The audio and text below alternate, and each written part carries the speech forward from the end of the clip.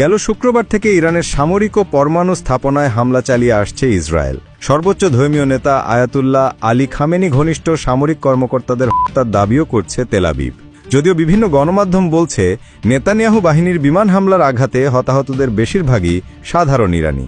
চলমান সংঘাতে বৃহস্পতিবার ইরানের পক্ষে নিজেদের অবস্থান জানিয়েছে কিম জং উনের দেশ উত্তর কোরিয়া। ইরানের পারমাণবিক ও জ্বালানি স্থাপনায় ইসরায়েলের সামরিক হামলা মানবতা বিরোধী অপরাধ উল্লেখ করে তীব্র নিন্দা জানিয়েছে পিয়ংইয়ং। রাষ্ট্রীয় বার্তা সংস্থা কেসিএনএতে প্রকাশিত এক বিবৃতিতে বলা হয়, ইরানি সাধারণ নাগরিকদের হত্যার দায় এড়াতে পারে না তেল আবিব। উত্তর কোরিয়ার পররাষ্ট্র মন্ত্রণালয়ের দাবি, ইসরায়েল রাষ্ট্রীয় মদতপুষ্ট সন্ত্রাসবাদে লিপ্ত।